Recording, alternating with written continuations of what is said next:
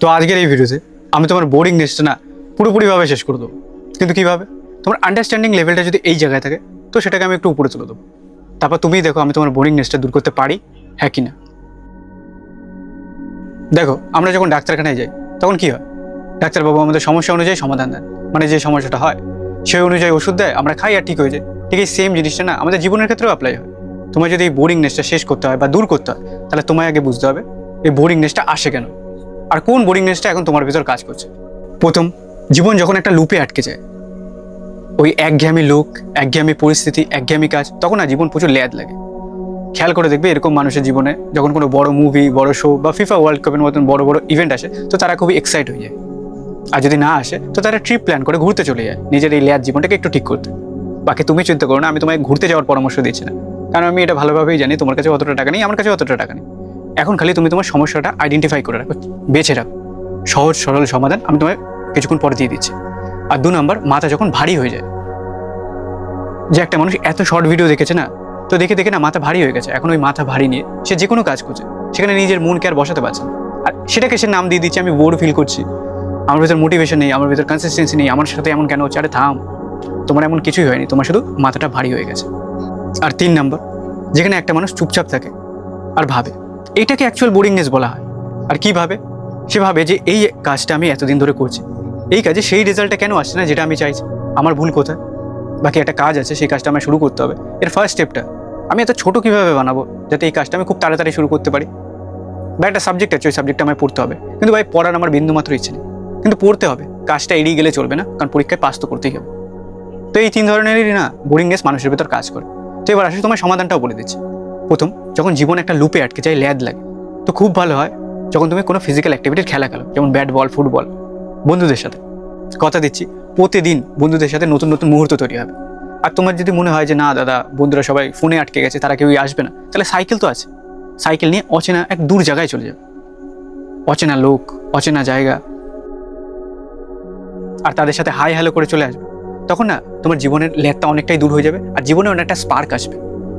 আর যদি পছন্দের মানুষের সাথে দেখা হয়েই যায় তাহলে স্পার্ক কাকে বলে বুঝতে পারবে। আর 2 নাম্বার, মাথা যখন ভারী হয়ে যায়, যেদিন বুঝতে পারবে যে মাথা ভারী হয়ে যাচ্ছে, রিয়েলাইজ করবে, সেদিন না একদিনের জন্য শর্ট ভিডিও দেখার কোনো দরকার নেই, কোনো রকম কোনো শর্ট ভিডিও দেখবে না। আমি ফোনে হাত দিতে বারণ করছি না, শুধু শর্ট ভিডিও না থেকে বড় ভিডিও দেখো। আমার এখনো মনে আছে, আমি না যখন আমার এরকম মাথা ভারী হয়ে যেত, আমি বুক সামারি ভিডিওগুলো দেখতাম, অনেক বড় হয় আর সুন্দর এডিটিংও থাকে, বেশ ভালো লাগে। কিন্তু এখন না সৈতার গাঙ্গুরের ভিডিওগুলো দেখছি, ওই দাদা ভাইয়ের ভিডিওতে না ভাই কোনো এডিটিং থাকে না, কোনো ব্যাকগ্রাউন্ড মিউজিক থাকে না, কোনো টেক্সট থাকে, জাস্ট আসে আর সিম্পলভাবে বলে।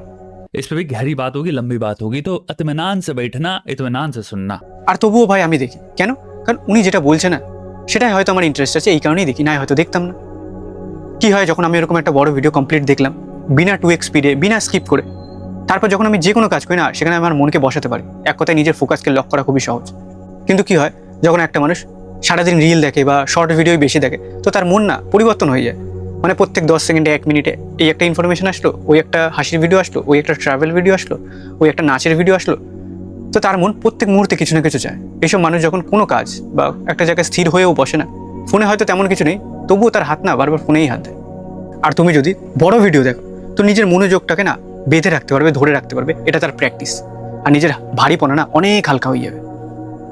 আর 3 নাম্বার, একটা সাবজেক্ট আছে, ওই সাবজেক্টটা পড়তে হবে, কিন্তু ভাই প্রচুর বোর ফিল হচ্ছে, কিন্তু নাম্বারের জন্য তো পড়তে হবে, তো 1 নিমেষের জন্য এই নাম্বারটা না এটা সরিয়ে দাও, এটা অনেক দূরে সরিয়ে দাও।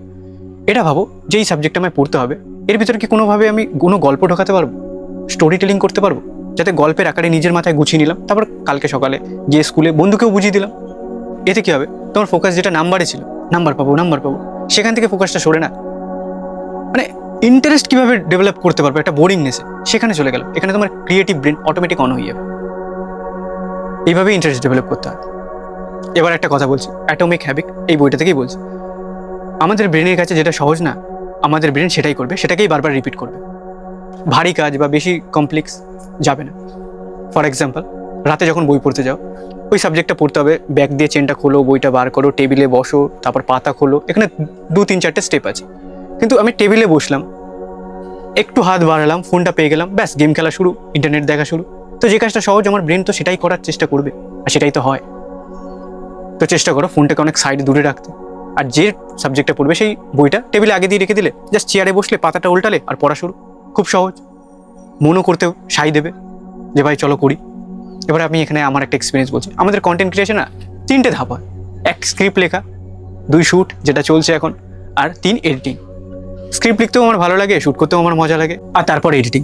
আর এডিটিং করতে না ভাই আমার প্রচুর বোর ফিল হয়, কিন্তু কোনোভাবেও না আমি নিজের মনকে বলি যে ভাই একটু কর, কোনোভাবে বস আর কাট, এইটা শুধু কমপ্লিট কর, আর কিছু লাগবে না। মানে যেখানে তুই হয়তো কিছু বলেছিস যেটা তুই রাখবি সেই পার্টটা রাখ, আর যেখানে হয়তো কিছুই বলিস নি, এরকম বোবা ভূতের মতো দাঁড়িয়েছিলি, সেগুলো পার্টটা ডিলিট করে দে, এইটুকুনি কাজ কর, আর কিছু লাগবে না। তো যখন আমি নিজেকে এইভাবে বসিয়ে ওইটুকুনি কাজ করিনি না, তারপর মনে হয় ভাই আমার ভিডিও রেডি তো হয়ে গেল, এবার একটু সাউন্ড এফেক্ট আর টেক্সট দিলে পুরো কমপ্লিট। তো কেন আমি অর্ধেক ফেলে রাখবো, কাজটা পুরোটাই কমপ্লিট করে। এখানে কি হলো, আমি আমার ব্রেনকে ঢপ মারলাম। মানে এটা আমি দেখেছি, কাজে বসতে যাওয়ার আগেই না যত রকমের আলসেমি আর বোরিংনেস আসে, কিন্তু একবার মানুষ যদি ঢপ মেরেও বা কোনোভাবে ভুলভাল বুঝিয়েও যদি কাজে বসিয়ে দিতে পারে না একটা মানুষ নিজেকে, তো তারপর সেই কাজটায় যদি গতি চলে আসে তো কাজটা কমপ্লিট করেই সে ওঠে। আর যাতে আমার ওই গতিটা না ভাঙে, তো এই কারণে না আমার ফোনে সব নোটিফিকেশন অফ, ফেসবুকের, ইউটিউবের, ইনস্টাগ্রামের, হ্যাঁ শুধু হোয়াটসঅ্যাপের খোলা আছে, সেখান থেকে কাজের SMS আসে। কিন্তু এমন কোনো ফালতু লোক নেই যারা আমায় দিন রাত SMS করে, বা এমন কোনো গ্রুপ নেই আমি যেখানে আমায় দিন রাত SMS করে না। আর যদি এসেও তো যায় কোনো কাজের ভিডিও, তো আমার মাইন্ড এতটা পাওয়ার তো আছে ভাই সেটাকে স্কিপ করে দেওয়া। বাকি নোটিফিকেশন আসলো বলে ট্যাপ করলাম আর তারপর চলে গেলাম সোয়াইপ করা শুরু, এটা একদমই হয় না। তো আশা রাখছি তোমার ভেতরে এখন কোন বোরিংনেসটা আছে সেটা তুমি বুঝতে পারবে, আর সেই অনুযায়ী নিজেকে একটা সমাধান দেবে। তো আমি আসছি, আশা করছি আবার এই ফরম্যাটে খুব তাড়াতাড়ি আবার দেখা হবে। খুব ভালো থেকো, টাটা।